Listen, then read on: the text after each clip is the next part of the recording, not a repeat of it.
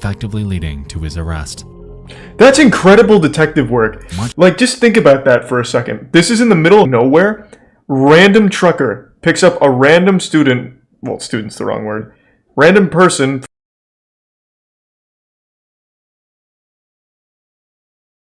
Alright, I'll take chat's word for it. We'll watch the new Nexpo vid. I do like the channel. Wayne Critikal was stuck at home during an excruciatingly long winter. He was what his parents believed to Was be his a name problem Ween? child, experiencing nightmares, arguing with his 7 siblings, and getting in trouble at school. Having gone on record to state that his father beats him with hockey sticks, it was undeniable that their humble abode in suburban Connecticut was less of a place of refuge for him. The man on the phone says that Wayne should come right away, and that they'll have a private jet waiting for him at Danbury Airport. What a good deal. His mom tells him not to worry, Wow. and that it's more of an outdoor camp type thing that'll make him better. So Wayne packed up his stuff that night. Eager? Sure. Nervous? Yes. But absolutely awaiting the things to come. Inquire on why he was sent there. Who made this vid? It's Nexpo. Drugs? I keep seeing this one's up. When Wayne began to question whether he was going to the place he thought he was. Cults are known to be pretty Something cool. didn't seem right. Looks like a camp, he thinks. However, when he exits the vehicle, he isn't greeted with the silent serenity of nature, but instead, the screaming. Yeah, but that could mean anything. I scream when I'm having a lot of fun. Like, yeehaw, we're having fun. Yeah, I saw the American Horror Story cult season. American Horror Story is the best shitty show. Across the United States, a rise in for-profit behavior modification facilities were in action. Now called the troubled teen or tough love industry, it seemed to be a money machine aimed at altering and stifling troublesome behavior in adolescents. Well, someone's got Is to. hard to gauge, given that this was the decade following the rise of the hippie subculture. Authority was and had been challenged for years. Whoa! That facial hair is kinda nutty. That looks cool. It's like Wolverine, but not cool like Wolverine's. It's like a little cushion. That's nice. That's like an OG neckbeard. In early 1970, a psychiatrist Thanks to named resub Gerald Davidson, Finca. alongside investor David Goldberg and a man named Joseph Ritchie, would band together to create a school named Elan, a private co-ed behavior modification program geared from grade 8 to beyond high school. Ritchie billed the facility as one that would correct bad behavior by teens without punishment, while painting himself as a genuine mentor that could help make that happen. They had a Synanon website? 33 have gone on record to state that their initial, outside impression of the school was that it was like a summer camp in the Maine woods. However, Looks like a upon summer arrival- camp. Furthermore, some have stated It does that look like once they Crystal exit Lake. the vehicle expecting a lively campground, they're instead faced with a sight much stranger. Some students were spotted wearing degrading signs, some shackled in handcuffs, What? some being yelled at. Point. They It's take been noted discipline that very some students seriously. attempt to flee. School was marketed, touting itself as an altruistic institution genuinely concerned with helping troubled teenagers get better. It was clear from the outside that those claims were a reach. Is that Charles Manson teaching the class? But Man, they got just how celebrities, far would they take teachers. that? Good for them. Observe the So this is vernacular pretty used to recent. appeal to each parent. Dear parents, we're very aware of how lonely and confused you must feel as you sit down to read this. If you're like the parents of most of our students, you're faced with an adolescent whose behavior is out of control, and you don't know why. A youngster who's been given everything and is throwing it all away is difficult to understand, but you can see that this process is progressive. The most saddening part is knowing that your offspring is ruining his or her future. Your own pain is difficult, but your pain for your child is unbearable. Yeah, they're not reaching their But full coming to potential. Elan, it's been noted that Joseph Ritchie was somewhat of a salesman. He was charismatic and excelled at convincing parents of all the good that Elan could do for their kids. The good that, as we'll soon find, was all a lie. Reportedly, once your parents agreed to send you off to Elan and pay the $50,000 tuition fee, they designated time and date with Elan's so-called teen escort service. They Wow. wouldn't pick you up during the day, though. Instead, in the middle of the night when you're Why, fast though? asleep, they would bust through your door and kidnap you. Why? In years past, Elan's staff have stated that since the child has no say in attending, their capture hinges on the element of surprise. Okay. According to a blog, So are these just stories? What? Physically subduing them. Are these just stories this guy makes up? What? No, what? Is all you read creepypastas? Why would he make up a 52-minute story and make websites to corroborate it and evidence and stuff? It's just like a history lesson that's well presented. Tying them up with plastic handcuffs, throwing them into a van, and then driving them to Poland, Maine, where they'd be handed over to the Elan school. Such experiences often traumatized the teens who were abducted. For all they knew at first, they were being taken by criminals to be held ransom, tortured, or worse. This practice became notorious around the United States, eventually earning its nickname, the Elan Snatch. So this was so well known that it had its own name? Morality wasn't the school's strong suit. The 70s, man? What are you talking about? This was in 2000. They have a website. Had a website. Day 1. Students would typically arrive to Elan during the early morning hours of the day. Oh, it started in the 70s. Oh, gotcha. I see what you're saying. To resist their escorts. I see what you're saying, It's sorry. been noted that their capture was designed this way, utilizing their escape attempt against them as a tool to convey that no matter what, they're not getting out of there. Often, the first stop would be the dormitory showers, which served as a tool in robbing each student of their sense of individuality. Reportedly, students are thrown into them with absolutely no privacy and are demanded to remove all of their clothing and valuable items. After complying, they're given what Elan calls no-image clothing, which, as the name implies, simply includes a bland, colorless shirt and pants, effectively forcing them into a state of conformity. Well, let's not get carried away. A white t-shirt's pretty Each new cool. student would be taken into a common area where they were I assigned what wouldn't Elan necessarily calls look a too big deep brother. into that. This, in essence, was a tenured student designated to be a guide. On paper, they were told to help their students adjust to their new life on campus, somewhat like a peer, while educating them on how great and effective the program is. As we've seen in like the Stanford prison experiment, I'm sure you can see why this wouldn't be a bad idea. I don't know that experiment. Oftentimes, big brother figures, much like staff, would take great pleasure in exerting their superiority over the newer students. Looks like the house from Promised Neverland. If you want to act like a baby, you get screamed at. If you want to act as more like a mature adolescent, you get talked to. Oh, so I was like, wait, what? Speaking of cults, Was that footage from Elan University? Is it Elan or Elan? I don't know how to say it. Either way. But didn't he just say that they were forced to wear, like, the colorless shirts? Because that guy, like, that second guy, he's kind of dripped out. He's got a chain on. He's got a red button up. Oh, that was staff. Gotcha. the social hierarchy at Elan is structured in a way that heavily resembles one. At the school, like students are Professor immediately Snape. placed into two categories. Strengths, which were tenured students that were a few steps up the totem pole, and non-strengths, the newer ones who typically resisted treatment. Strengths were allowed to talk to fellow strengths and non-strengths. Non-strengths, on the other hand, were only permitted to communicate with strengths. If a non-strength were caught communicating with a non-strength, harsh punishment would soon greet them. They were quickly disconnected, reprimanded, and robbed of any future potential. So if this is to use supposed the to be a phone lines scam, ever again. I feel like this is a lot more effort than just On top not of the phone manipulation, doing this. every Elan resident was required It seems like to so write much what more the school work to calls abuse the a guilt kids. letter, which, as you might expect, is an explanation of how great the Elan school is for them, all the great activities they do there, and how well they're progressing through the program. These letters would be heavily scrutinized before being mailed out to their parents. In most Yeah, I get that it's a cases, cult, verbally but usually tortured cults have a with the pleasure purpose. of the Elan school staff.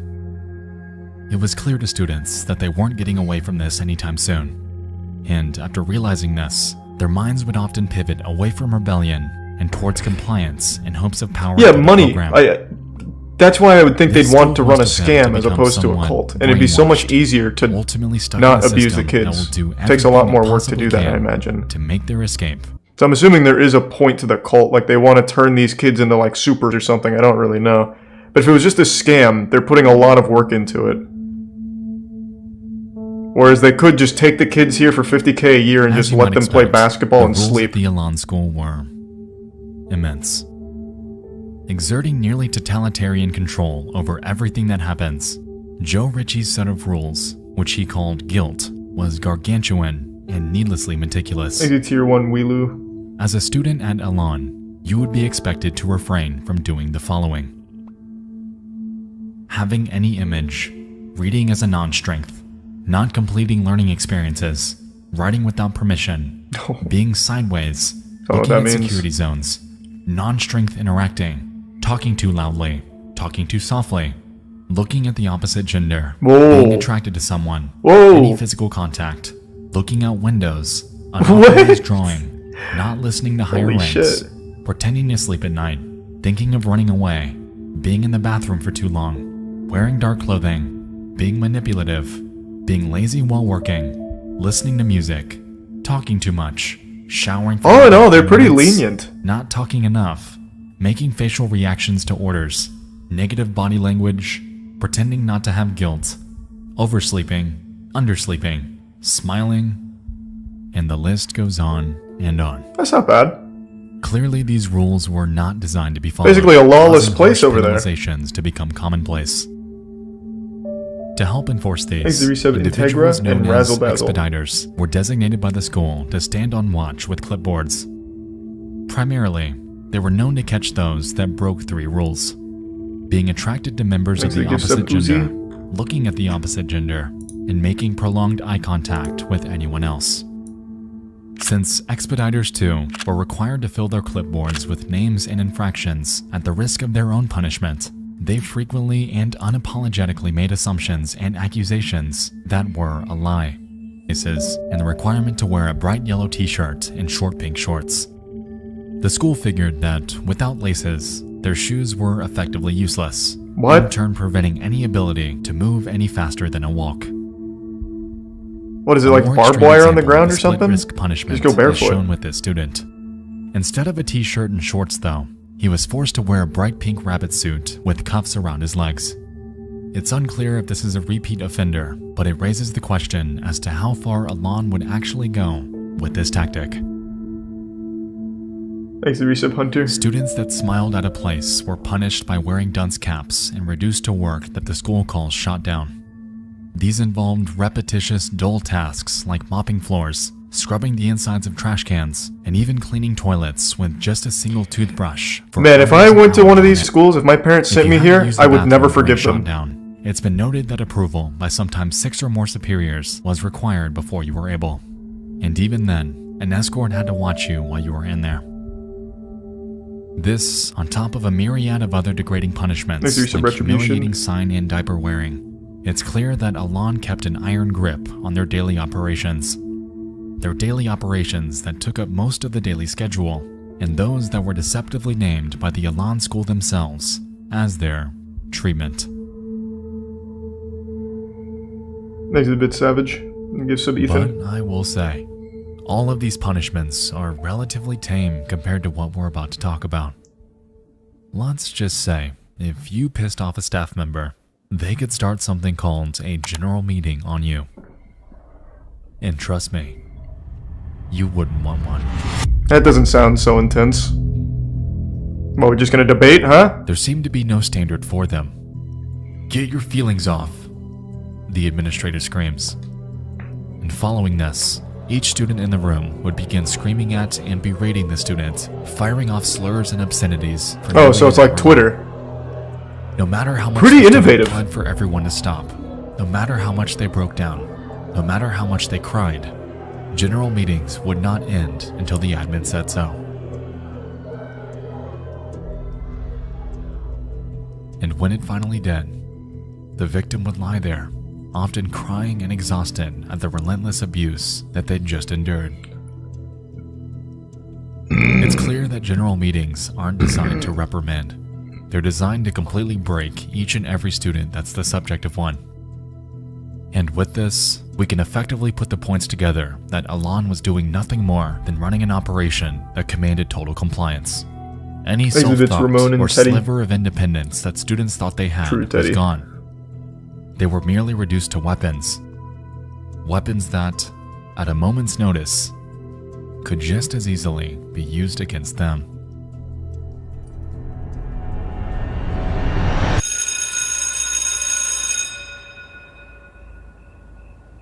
"7 p.m. Are they also haunted by vampires or something too? Like, how much worse can it get? Fucking werewolves or something? On academia and outside marketing, school time within Elan was secondhand to the students' treatment. Typically, the time frame for learning was 7 to 11 p.m., but sometimes could run longer. As you might expect, there were no extracurriculars, no physical education, on Squish no and the resub projects, Kakaru, no Zero, and legitimate Gengar. exams, nothing. Instead, students were required to grade themselves on work that they were self-assigned with absolutely no direction. Allegedly, he believed students were easier to control while sleep-deprived and utilized even this as a medium to work against them.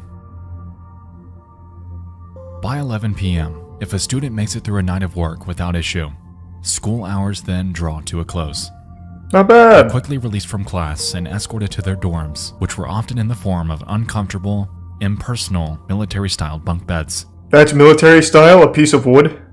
Sleep was known to be difficult, as designated students named night owls were assigned to stand guard with flashlights. In regular intervals, they'd shine them on the sleeping students to both ensure that they hadn't escaped and to secure the fact that they're actually asleep. What? A requirement that, as we can recall, was also in the list of Elan's rules. And if one actually manages to calm their nerves, dozing off into their only time of tranquility, that would allow them to effectively place the cap on a day in the nightmare. I just want to see if, like, the main guy behind it's still alive, but I don't want it to be a spoiler either. His name was, like, Joe something, and I forgot, so I'm trying to find it. It says, I don't think it's Joe Rogan, but it keeps wanting me to type in Joe Rogan. It was like Joe something. Richie, that's what it was. He's dead. Damn. A notorious aspect of Elan, among everything else that happened there, was something called the Ring. Considered the highest level of punishment, Elan staff could make the call to start the Ring at any time. Enough for a specific student. Well, I gave them safety equipment. In the Ring, a student's designated as a bully and is outfitted with a face guard and gloves. No one was safe from the Ring either. Some bore pre-existing injuries, some were much smaller than their opponent, and some were even pregnant. Wait, what? Even worse, things seemed to be treated like a game, with superiors commentating. This is only up to high school. On TV. In reality, how are this was the furthest. Wait, I'm super curious then. So how were some of them pregnant? Because you're not even allowed to look at the opposite gender, and assuming that you lived here for a year, how would you get pregnant? That makes no sense to me. I guess if they could have arrived pregnant, which would check out. Staff? Oh, I see what you're saying, by the staff. Right. Thanks to the prime material. I keep forgetting that there's actual adults behind this, because it looks like, it sounds like they literally only appoint the students to do everything here. It's like Lord of the Flies. This thing from TV. It costs $17,400 to send the average youngster to Elan for 1 year. Even at that price, there are judges, social workers, and parents who consider it a bargain. Elan's defenders claim it has the most consistently effective program for salvaging young people who are too difficult for other facilities to handle. It's administered by the kids, first of all. Corporal, it's a harsh term, okay? What it is we have the Ring, okay, which... oh, he's super open about it. Misinterprets. It's not a boxing ring, it's a ring of human people. The bully is introduced as what he is. In this corner is the bully who's trying to turn this facility into a detention center, okay? And in this corner is the house champion who's going to show him why it can't be done. And that's exactly how it does. And we never allow the bully to win. But girls get put in the ring, too. Well, girls bully as well as boys do. I mean, you know, it doesn't, it's, you know, we're a equal rights facility. Oh, that's progressive, okay. Spanking, which is symbolic. Again, it's a last resort, okay? Wow. And it's one resident spanking another resident, and it's done with a ping pong paddle, okay? And usually a person won't get spanked more than once or twice. But it's a symbolic thing, which is if you're going to act like a baby, you should be treated like a baby. On December so he is just super open about it. a 15-year-old Elan student named Philip Williams was placed into the ring. And so, that evening, a ring session commenced with Phil as the bully. There was fight after fight after fight. In the end, it's been reported that he was beaten up so badly that he fell flat on the floor, and it took an entire 20 minutes before an ambulance was called to help him. 20 minutes or so they called the ambulance. They took Phil and they never saw him again. His sister claims, "I thought it was a wonderful place. I thought they were helping my brother. I thought he was coming home." How can you think that when they actually kidnapped him? In a box. I don't get that delusion. Elan's Their technique was to official kidnap response them. was that he had regularly faked headaches. The cause of death? A brain aneurysm. And no charges were ever filed against them. Yeah. That cult is one by the name of Synanon. Never heard of it, and I know a lot of cults. County, with a warrant to investigate reports of child abuse. In recent years, Synanon began calling itself a religion. He's 52 years old. He's deaf in one ear. He's an egomaniac. But one of the wisest persons that I've ever met in my life. He knows how to get people moving. He creates turbulence. Gentlemen, Is the until prime further bone notice, scope? no member of the California Department of Corrections is permitted on Synanon property unless he has the express permission of Charles D. Very cool Chairman, spectacles. Synanon. What is he, a fighter pilot? In early 1958, a man by the name of Charles Dedrick Sr. would found the group in Santa Monica, California. It was intended to be a drug rehabilitation program aimed at delinquents. However, in the years that followed, it appeared to stray from that mission entirely. The distinguishing form of therapy employed by Synanon was something called the game, which, in today's terms, is more commonly known as attack therapy. The focus of the game was It's a to really break down weird the social title for it. construct of an individual's mind by Attack first allowing them to therapy? open up about themselves before commencing an aggressive beratement session, much like we discussed earlier with general meetings. The primary goal was to recreate someone's personality and sense of self by completely demolishing Thanks for everything subbing they know in, about Remy. themselves The resub before mango. rebuilding them as a newer, subjectively better person. It hinged on the brink of legality while being entirely immoral. And, unsurprisingly, by 1991, the cult would disband due to criminal convictions that caught up to many of their members. The founder also just 6 years later, leaving behind a dark legacy that, to this day, is known as one of the most dangerous and violent cults that America has ever seen. That's weird. I've never heard of him. This is, of course, the abridged history. To be honest with you, I could make an entire hour-long video on the operations and practices of Synanon. Oh, they look like they're having That's a story for fun. another day. If there's one takeaway tonight, though, it's that it unknowns Groovin'. inspiration and blueprint for other institutions to follow. One of those being Elan, and by utilizing similar practices, they appeared to carry the torch that Synanon was forced to abandon. They knew they had to keep up appearances too, thriving off an immaculate public Like the image, Brian spearheaded Bihu. by the charisma of Joe Ritchie. Joe. Before the age of the internet, admittedly this Man's was built easy. with prime pink.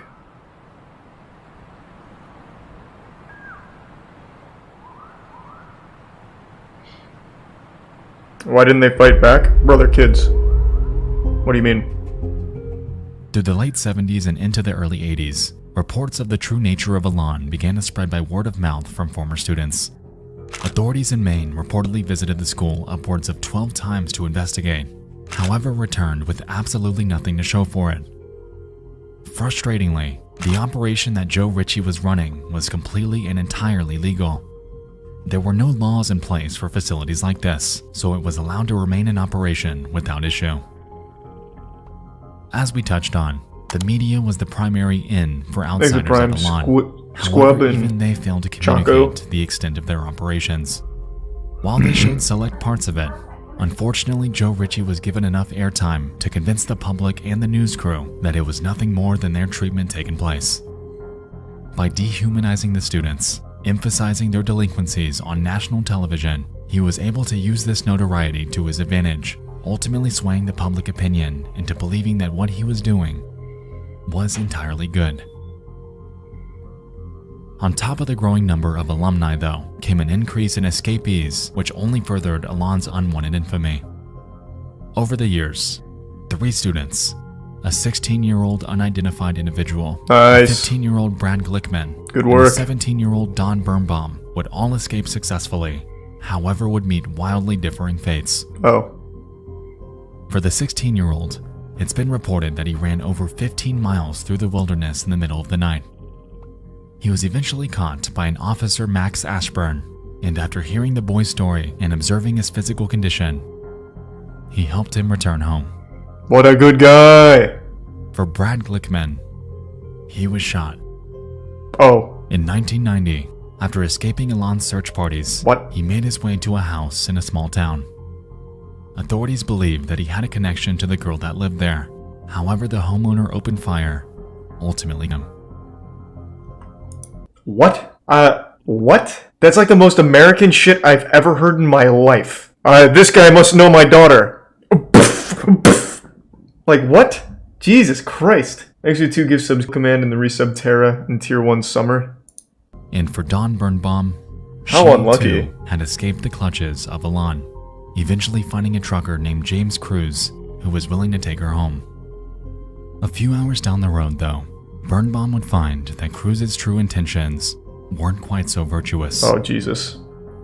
As it turned out, he sexually assaulted her on the side of the highway before strangling and abandoning her body between routes 26 and 550 in Pennsylvania.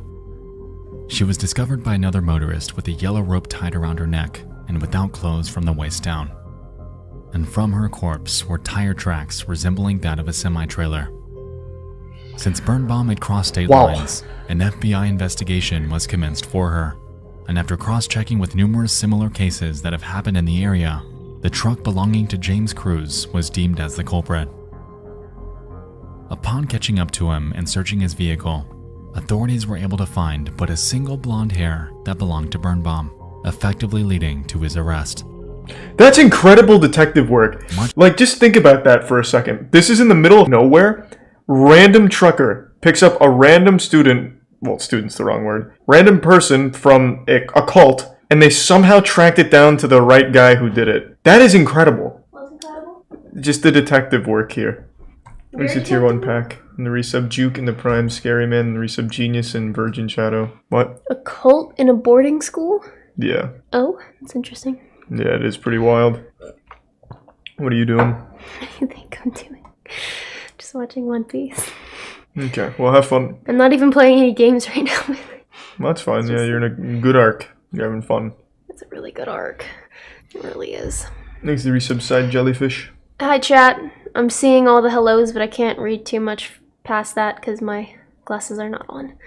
Anyways, I'm gonna go back to that. Okay, well, have fun. Much to the school's displeasure, these cases successfully gained ample attention.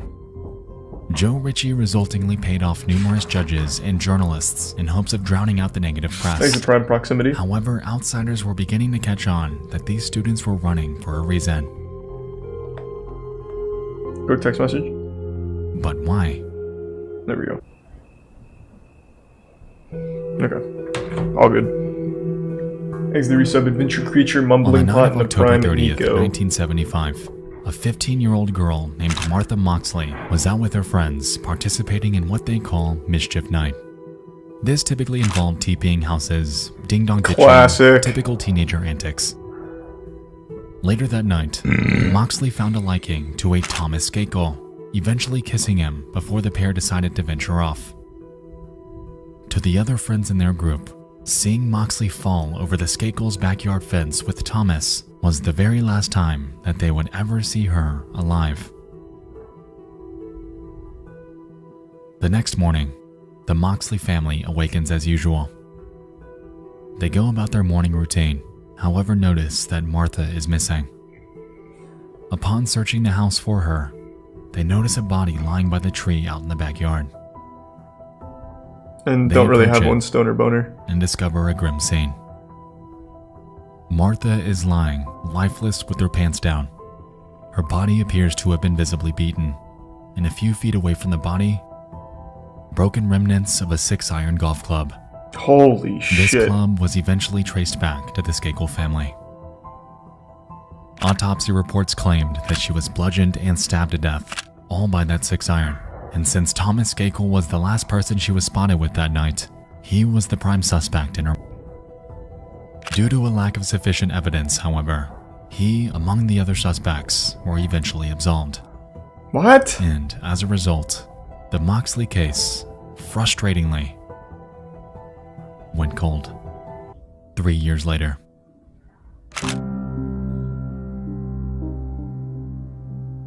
Thomas's 18-year-old brother named Michael Skakel is arrested for drunk driving. What a great family all around. Admission to Elan. While there, Skakel was known to be problematic and outspoken. According to Elan students at the time, he would regularly boast about a girl named Martha and how he sexually assaulted and her. One student named Gregory Coleman, what a weird thing to brag about, recounting how Michael had gone on record to state that, "I'm going to get away with it. I'm a Kennedy." The Kennedy reference was alluding to his relation to Robert F. Kennedy, something that would prove pivotal in launching his eventual trial to the national spotlight. At the time of his confession, though, nobody could do anything about it. Given the overbearing nature of the rules set at school, any student that tried to tell someone about this was quickly reprimanded. It would take an entire 22 years before Skakel's actions would reach the public eye. In January of 2000, he was arrested and charged with the death of Martha Moxley, and due to his relation to the Kennedys, it was a case that commanded the airwaves. Since Skakel's primary vehicle of bragging about his crimes was Elan, this, by proxy, had also thrust the school into the national spotlight. Dozens of students took the stand, exposing the callousness that occurred there. The humiliation, the general meetings, the beatings, the ring, the deaths, all of it was brought into the public eye. Realizing this, Joe Ritchie did everything he possibly could to keep discussion about his operation to a minimum. He looks like Neil Breen. He eventually took the stand, downplaying any mention of Elan, touting its high success rate, and doing everything he possibly could to divert the attention back to Skakel and hope you like God Slap Creamy only. But this was only marginally effective, as this was in the 2000s. An interconnected era of information catalyzed by a little something called the internet. That piece of shit, huh? Michael Skakel was eventually found guilty of and was sentenced to 20 years to life in prison. After serving just 11 years behind bars, he was granted a new trial in 2013, in which he was let go after posting a $1.2 million bond. Oh, Jesus. Today, he walks a free man.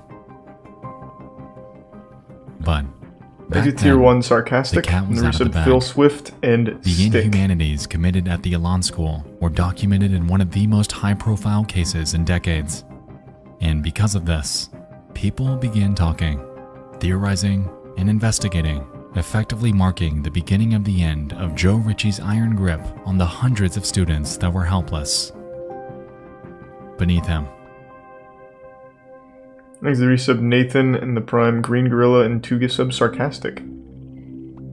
But with his weakening grasp on the media surrounding his operation came a different hurdle that Joe Ritchie would soon have to overcome. In June of 2000, he was diagnosed with lung cancer caused by his well-known addiction to cigarettes. And just 6 months later, on the 29th of January 2001, Joe Ritchie would pass away in Portland, Maine at 54 years old. As a result, his second wife, Sharon Terry, would take over operations at Elan.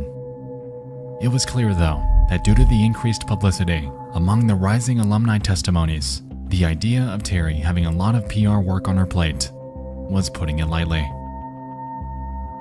Throughout the years, numerous changes would be put in place in response to Hold on, someone just said something. Skakel is in jail, by the way. His conviction got reinstated in 2016. Thanks to resub Monty, Geo expert in chasing bubbles.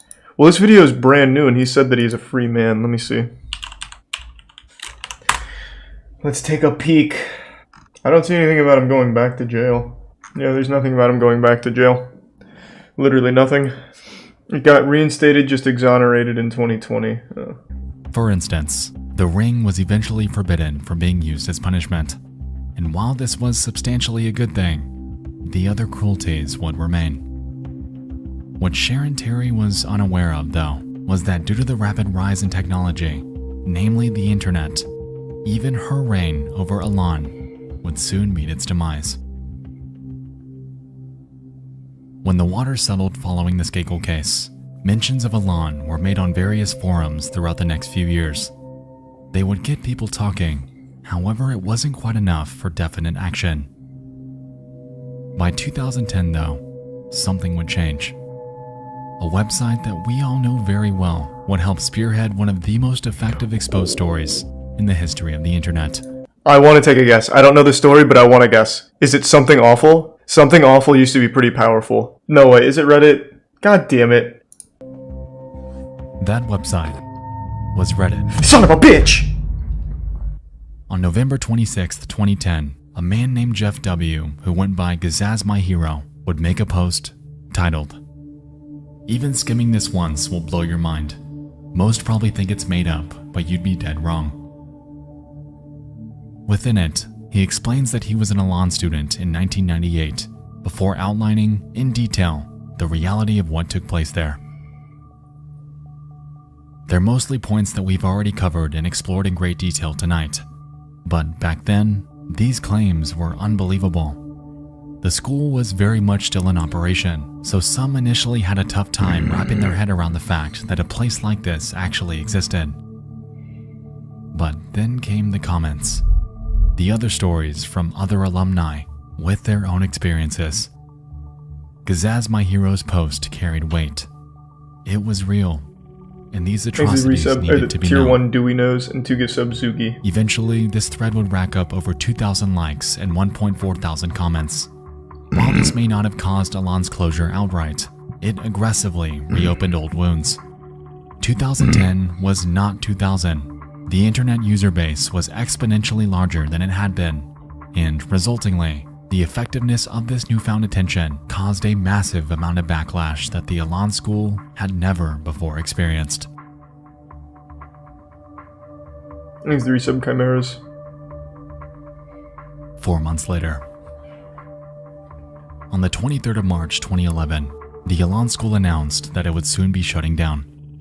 Sharon Terry blamed the call on what they deemed to be libelous remarks made about them online. The school has been the target of harsh and false attacks spread over the internet with the avowed purpose of forcing the school to close. The school, unfortunately, has been unable to survive the damage. Shucks. And on the 1st of April 2011, the Elan school would close its doors. What a great date to close on April Fool's Day. They blamed it on declining student numbers in hopes of diverting the attention away from the actual cause. But on the outside, everyone knew the real reason.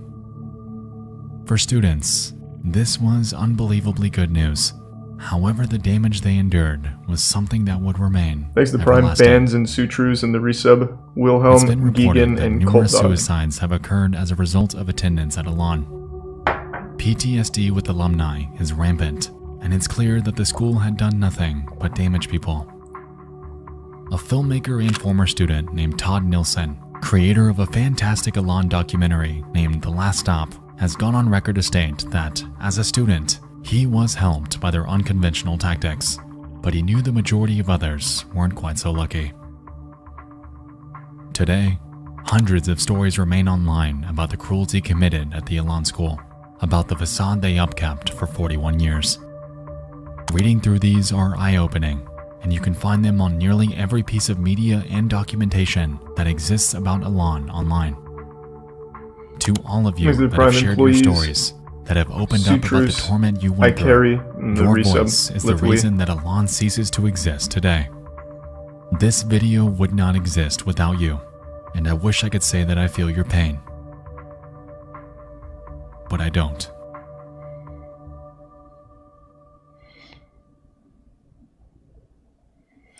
What's Sharon Terry up to? Let me take a peek. Sharon Terry, what's going on? Wow, since 2011 she has vanished. Holy. Her spirit was trapped in Elan, and when it closed down, she just ceased to exist. Holy. Yeah, I cannot find anything of Sharon Terry after 2011. My god. Well, thanks to the resub. Physics. God damn, that was intense. So I imagine over the course of 41 years, they must have had a lot of students graduate. And I'm really surprised that it took Reddit to be the one to finally shut that shit down from one post. The graduates were brainwashed. That's true. I guess it's hard to really understand that perspective, since I obviously wasn't there for the brainwashing. I'm gonna go fill up my water now. I'll be right back. I'm very curious about this. Recommended actually gave me something that sounded interesting. Hello? This is Rhodey, aka War Machine. The former is played by actor and Academy Award nominee Terrence Howard. The latter is played by actor and Don Cheadle. Don Cheadle, the man. Also, Terrence Howard's the guy you might remember has been trying his best to convince the world that 1 times 1 equals 2. He tries to completely change math as we know it. That's how I know Terrence Howard. For the first Iron Man film, but you might not know why. Didn't he want like a ton of money? Within these big franchises that consistently gets torn down and torn apart by the media when you realize what's going on underneath. But having the title of Oscar winner on a resume means that they can also charge more for their performances. By the time Iron Man was rolling into production, so it is a money thing. I'm pretty sure it was just money. Around $3.5 to $4.5 million for that performance. Not bad. This made him one of the highest paid actors in the film. Pretty solid. And at that time, he's actually paid over 6 times more than Robert Downey Jr. He only made about $500,000. Only is the wrong word for that number, I think. Studio on-set money. When a project like Iron Man is successful enough to create a franchise, it's usually great for everyone involved. The directors and producers... Except Terrence Howard. Robert Downey Jr. was rumored to have made $10 million for the second film, a pay increase of about 2,000%. Not bad. Was able to, on the other hand, was actually offered a significant decrease in pay from what he was expecting to earn. I'm jealous. Next time. Marvel eventually offered only $1 million. It's rumored that Iron Man director Jon Favreau was ultimately unhappy with Terrence Howard's performance. I do remember hearing that they did not like him. Like he was very rude. But to make sure that Terrence Howard's future roles would be measured against a larger contract. Yeah, so it really was a money thing and they just didn't like him in the movie. Returns in the future on the next film or the film. It's not super deep, it doesn't seem. After the dust settled, publicly claimed that he was the one who recommended RDJ for the role of Iron Man, but that he ultimately was happy with the way things turned out. Terrence Howard is a really weird guy, though. Like, aside from giving a bad performance and wanting more money, he's a very unlikable person to work with from everything I remember reading. Plus, he's the guy that keeps really trying to push that 1 times 1 equals 2. Billionaire wants to create futuristic city in Arizona desert. And he wants the first phase to be built by 2030. Team 12's Michael Doudna has... Sounds cool to me. But is this utopia built in the desert even possible? The yes. Technology to do what he Who is this, God? Oh my God. Holy Lord. Where is he? He's the first person that tried to build utopia. In fact, wow. Lord wouldn't even be the first. Man's communicating from heaven. I wish him the best. Good luck. I was just reading about the Jagex situation. They just shut down RuneLight HD, which has been in production for 2 years, where a guy named 117 put 2,000 hours of his life into it, and it was supposed to release, I think it was today, and Jagex today said you, and they shut it down. Even though they've known about its existence for the last 2 years, they waited until launch day to shut it down, just to f this guy in the ass as hard as they could. It was despicable. I was reading up on that. From what I understand, it wasn't the old school RuneScape team that did it. It was more of like the upper echelon of Jagex, but my god, that's some toxic shit. If they really didn't want that, they could have told him at the beginning. I watched the update on Yandere Simulator. No, let's check it out. Is Yandere dev still acting like a weirdo? Oh, it's done? He's made a statement on the WordPress. He's made a statement on his Patreon. He's decided to let the people know who are financially supporting him what exactly is going on here. All right, it's ready. Wow, look at that. So after what, 9 years in development, it's finally ready? I mean, this is probably one of the most troubled developments of all time. Very public meltdowns, almost nothing going right, but we got there, baby. We got there. It's not actually done. These posts make it sound like he thinks it's done. Oh, it's just a separate game mode that he finished? Jesus Christ. Oh. Oh my god. Alright, I see what's happened here. Jesus Christ. What's the point in never finishing the project? Is there any benefit to him? Yandere Simulator is it's old school. This shit was in development for so long. Most of the big YouTubers played it. Markiplier, Jacksepticeye, they've all played Yandere Sim. It was a massive, massive game when it was like first released as like a demo thing. And then I believe it was put up as a crowdfunding thing that has just never even been close to done. And the developer has very public meltdowns. He like purges his Discord and Hangouts once a week, or at least he used to. It's been a true disaster of a journey.